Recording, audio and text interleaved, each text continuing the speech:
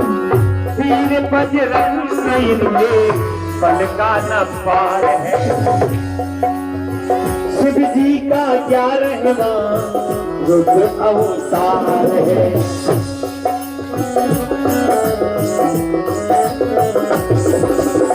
शिव जी का 11वां रुद्र अवतार है। पावन दिवस पर पूरे भारतवर्ष के कोने कोने से आए हुए बागेश्वर धाम की इस पावन भूमि पर बागेश्वर बगिया के पुष्प और बागेश्वर बालाजी के कृपा पात्र जो भी आज यहाँ आया है, आप सबको बागेश्वर धाम की इस दिव्य भूमि से खूब खूब आशीर्वाद। सबकी अर्जी स्वीकार हो जाए और आप सभी के ऊपर बागेश्वर बालाजी की कृपा हो जाए। तुम्हारी अलाए बलाए दूर भग जाए और जीवन भर बागेश्वर बालाजी के चरणों से जुड़े रहो। साधु जी, साधु जी, जो जहां है सबकी अर्जी स्वीकार हो जाए, ऐसा आशीर्वाद है। और आज कोई भूमिका नहीं, कोई प्रवचन नहीं। मेरे पागलों, हम तुमसे सिर्फ 2 बातें कह के दरबार प्रारंभ करेंगे। मेरे पागलों, तुम हमारे पीछे मत पड़ो, इस चक्कर में मत दिनों भर अपना बर्बाद करो कि हम आएंगे तुम्हारा पर्चा बनाएंगे या हमसे तुम मिल जाओगे तो तुम्हारी जिंदगी में चमत्कार हो जाएगा। हम तुमसे यही प्रार्थना करेंगे, हम जिनके बल पर पर्चा बनाते हैं तुम उनसे मिलने का प्रयत्न करो, उनको पाने का प्रयत्न करो, उनमें खो जाने का प्रयत्न करो और बागेश्वर बालाजी का हो जाने का प्रयत्न करो। तुम धर्म गुरुओं के पीछे चलते हो इसलिए तुम हमेशा परेशान हो और तुम दूसरों पर आश्रित हो। धर्म गुरुओं के पीछे चलोगे तो तुम दूसरों पर आश्रित रहोगे। मैं तो तुमसे प्रार्थना करूंगा, हम तुम्हारे घर के सदस्य हैं, तुम हमारे पीछे बिल्कुल मत भागो, हमारी उंगली का इशारा देखो और जिनके बल पर हम चमत्कार करते हैं, धर्म विरोधियों को ललकारते हैं, ऐसे बागेश्वर बालाजी के चक्कर में पागल। पर्चा तो बहाना है, असलियत में भारत के लोगों तुम्हें बागेश्वर बालाजी का बनाना है। और तुम हो जाओ, डूब जाओ इनमें, पा जाओ इनको। मैं तुमसे एक और प्रार्थना करूंगा, तुम मेरे पीछे मत भागो, मेरे पीछे मत पड़ो। चलना ही है तो मेरे कदम से कदम मिला करके चलो। हमारी जितने दिन की जिंदगी की यात्रा बची है, इस जिंदगी की यात्रा में तुमसे सिर्फ इतना ही कहना चाहते हैं, हम चाहते हैं कि तुम्हें दर दर दरबारों में ना भटकना पड़े। हम चाहते हैं कि तुम्हें दरबारों में दुत्कारा ना जाए। हम चाहते हैं कि जैसी परेशानी तुम्हें हमारे सामने झेलनी पड़ रही है, ऐसी कभी तुम्हें झेलनी पड़े, मुसीबतों का सामना करना पड़े। और हम नहीं चाहते कि तुम किसी भी धर्म गुरुओं के चक्कर में या किसी भी दुकानों के चक्कर में पड़ो। हम तुमसे सिर्फ अंतिम यही प्रार्थना करने के लिए आए हैं, तुम सदा सदा के लिए हनुमान जी में खो जाओ। तुम्हारी जिंदगी में संकट है तो वह बागेश्वर बालाजी संकट मोचन भी है। लेकिन मेरे पागलों, तुम भी बहुत नंबर 1 के बदमाश हो। तुमको तब संतुष्टि होती है जब तुम्हारे बाप का नाम बता दिया जाए, जब तुम्हारे मन के प्रश्न बता दिए जाए। और हद तो ये हो गई, बाप का नाम तो तुम्हें भी अपना पता और तुम ताली पीटते हो। हम किसी भी गुरु के विरोधी नहीं है, गुरु को पकड़ना चाहिए, बिना गुरु के उद्धार नहीं होता है। तुम किसी एक गुरु को पकड़ो, किसी एक दरबार को पकड़ो, दर दर भटक करके अपनी जिंदगी में परेशानियां मत मोल लो। जगह जगह जाकर के तुम अपनी जिंदगी में अपनी आस्था का खिलवाड़ मत मचाओ। जगह जगह जाकर के तुम अपनी हंसी मत उड़ाओ। भटक करके तुमसे तो हम ये भी कहेंगे, तुम बागेश्वर धाम पर भी धीरेन्द्र कृष्ण से मिलने के चक्कर में मत आया करो। कभी मिलना हो तो अपनी रूह, अपनी आत्मा और तुम्हारा परमात्मा और तुम्हारा वो प्राणधन जिससे चमत्कार हो रहा, उन बागेश्वर बालाजी से मिलने के चक्कर में आया करो। और मेरे पागलों, अगर तुम सदा सदा के लिए हनुमान जी के हो जाओगे तो ये आज की बारिश साक्षी है। आज के ये मेघ गड़गड़ाती घुमघुड़ाती है दिन की स्थिति और ये बारिश की बूंदें और ये बरसते हुए मेघ, इनकी शपथ खा करके हम तुमसे कह सकते हैं कि अगर तुम सदा सदा के लिए हनुमान जी के, बागेश्वर बालाजी के हो जाओगे तो तुम्हारी पीढ़ी दर पीढ़ी कभी संकटों में नहीं फंसेगी, और संकट आएगा तो संकट मोचन की सेना चली आएगी। समस्या आपका नाम तो ठीक है, आपके पिताजी के नाम से आपको बुला लिया जाएगा। यही कलयुग में हनुमान जी की। और तुम्हें हम गर्व से कह सकते हैं, जितने बागेश्वर धाम के लोग हैं, तुम सीना तान के चला करो। हम जब तक जिएंगे तब तक ऐसा काम करेंगे कि तुम भी गर्व से कहोगे हम बागेश्वर वाले हैं। लेकिन हमारी प्रार्थना है तुम हमारे पीछे मत पड़ो, भाग जाओ यहाँ से, उठ जाओ। कहाँ धूप में बैठे तुम, जाओ वापस। और भी गुरु हैं, उनके चरणों को पकड़ो, हमारे चक्कर में मत पड़ो तुम। हम तो नालायक हैं, मूर्ख हैं, हम तो अज्ञानी हैं। हमारे जैसे पापियों के पीछे तुम समय बर्बाद कर रहे, टाइम बर्बाद कर रहे, धक्के खा रहे हो। उठ जाओ, जाओ वापस। तुम्हारे लिए गुरुओं की कमी नहीं है, तुम्हारे लिए दरबारों की कमी नहीं है, और तुम बदमाश इतने हो कि 70 जगह से भटक करके आए हो, और तुम फिर वही गलती करोगे कि यहां से अगर हम नहीं मिल पाएंगे तुम फिर दूसरा बाप बना लोगे।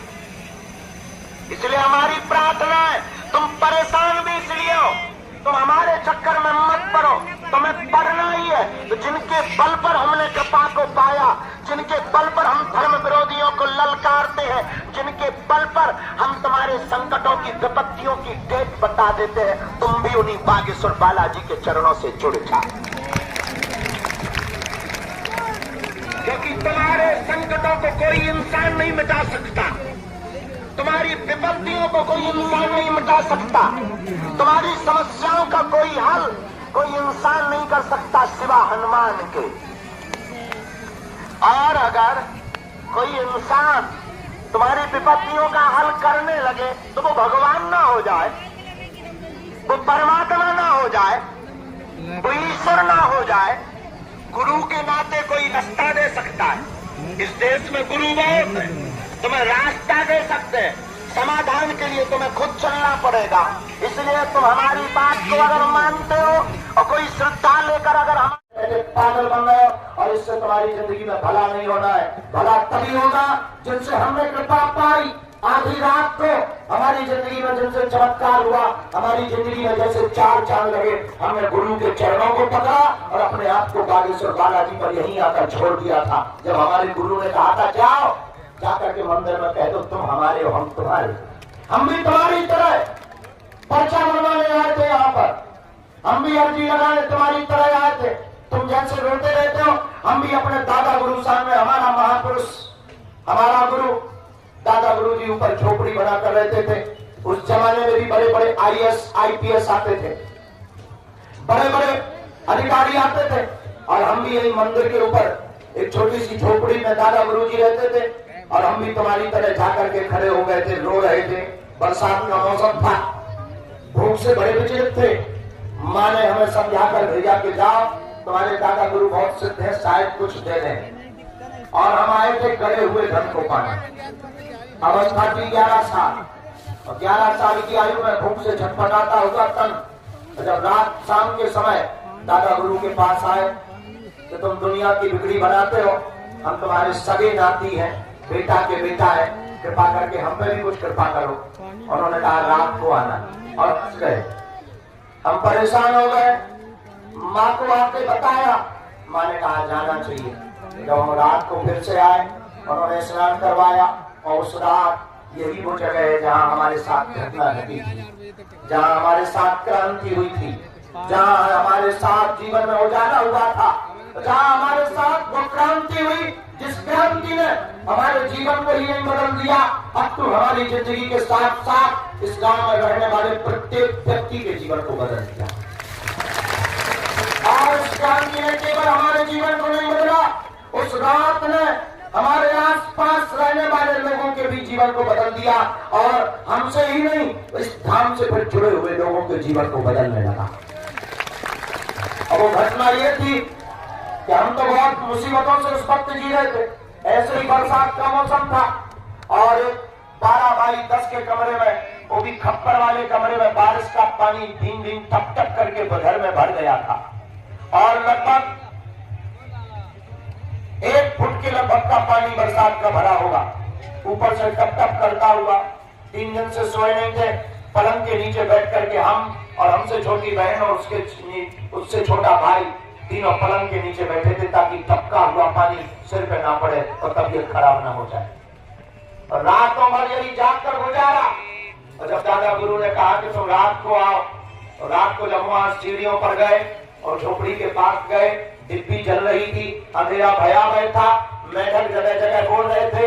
एक कच्चा रास्ता था, कच्चे रास्ते में कपते टटकते गिरते चले आए हम और चढ़ गए सीढ़ियों पर। और रात के कोई मध्य 12 बजे भयंकर आवाजें हो रही थी, मेढकों की आवाजें, कभी झींगुर बोल रहे, कभी कुछ बोल रहे, और पूरे में सन्नाटा, पूरे में जंगल था। लेकिन वो महापुरुष डिब्बी के उजेले में भी ऐसा चमकदार दिखाई पड़ता था। वो कोई और नहीं, हमारे सगे दादाजी दादा गुरु थे। हमने जाकर प्रणाम किया, उन्होंने कहा आ गए।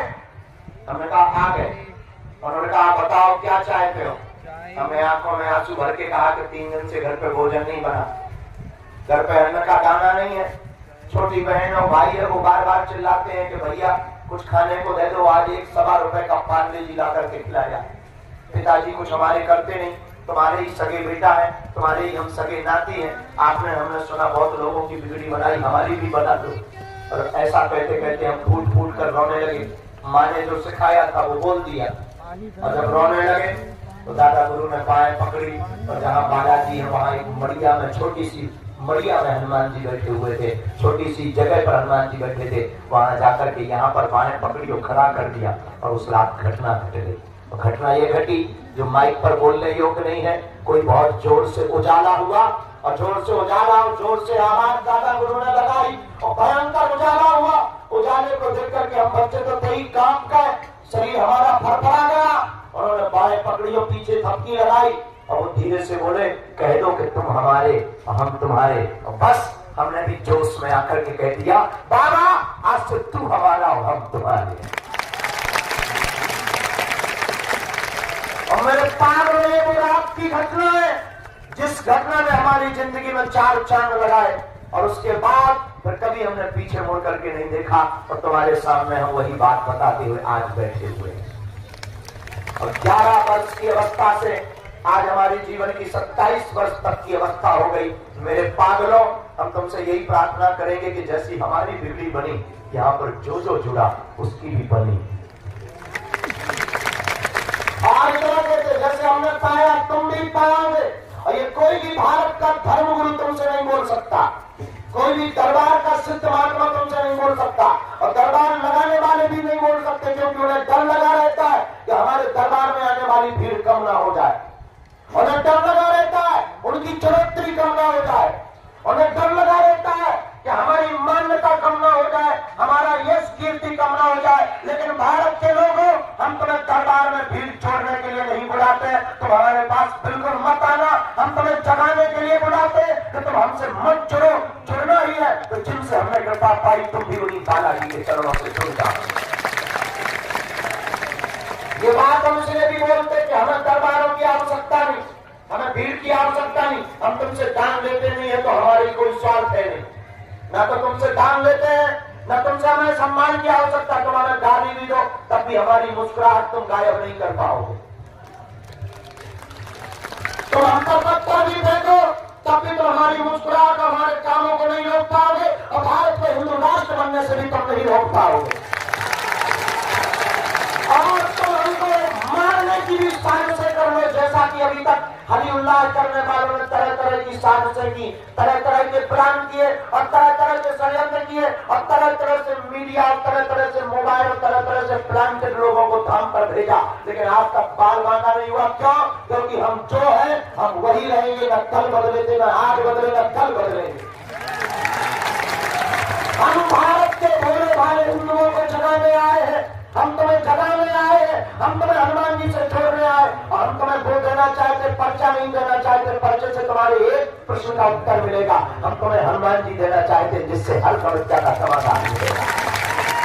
हाँ, लेकिन याद रखना 11 साल की अवस्था में हमारे साथ काम साल संघर्ष किया, फिर भी 16 साल रातें गुजारी, तब जाकर के आज तुम्हें प्रवचन सुनाने लायक बने, तब जाकर आज तुम्हें बुलाने लायक बने, तब जाकर तुम्हें आज बैठाने लायक बने, तब जाकर के आज तुम्हारे प्रश्न का उत्तर देने लायक बने। हम भी तुमसे कहना चाहते हैं कि इस अपेक्षा में मत आना कि तुम एक बार आ गए और तुम्हारा काम हो गया, और हम एक बार तुमसे नहीं मिले और तुम्हारी श्रद्धा डगमगा जाए, तुम्हारा एक बार में काम नहीं हुआ, तुम्हारा भरोसा टूट जाए। इससे अच्छा है कि तुम भरोसा जोड़ना ही मत। जितना कमजोर तुम्हारा भरोसा हो तो तुम्हें भाग जाना चाहिए, तुम्हें रुकने की कोई आवश्यकता नहीं। और अगर तुम्हारी श्रद्धा इतनी कमजोर हो तो 2-4 बार में तुमसे हम नहीं मिले हो, तुम्हारी श्रद्धा डगमगाने लगे तो तुम्हें भाग जाना चाहिए। इतनी कमजोर श्रद्धा को लेकर हम करेंगे भी क्या? मेरे पागलों, ये तो उनका शौक है जिन्हें अपनी जिंदगी में कुछ बड़ा करना है। वरना तुम्हें धर्म गुरुओं की जब कमी नहीं है, चले जाओ दूसरे दरबारों में, उठ जाओ, भाग जाओ, तुम्हें जहां जाना है जाओ, आओ तो वेलकम, ना आओ तो भीड़ कम। लेकिन हम तुमसे प्रार्थना करेंगे, हम तुम्हारा पीछा नहीं छोड़ेंगे। इसलिए नहीं छोड़ेंगे क्योंकि हम तुम्हारी आंखों में आंसू नहीं देख सकते। हम तुम्हें जगा कर मानेंगे, हम तुम्हें हनुमान जी का बनाकर मानेंगे, हम तुम्हें बालाजी से जोड़कर मानेंगे। और मेरे पागलों, आज तक इस भारत में तथाकथित लोगों ने केवल भूत पकड़ाए हैं, हम भारत के लोगों को भगवान पकड़ा करके जाए। और हमें तुमसे कोई शौक नहीं।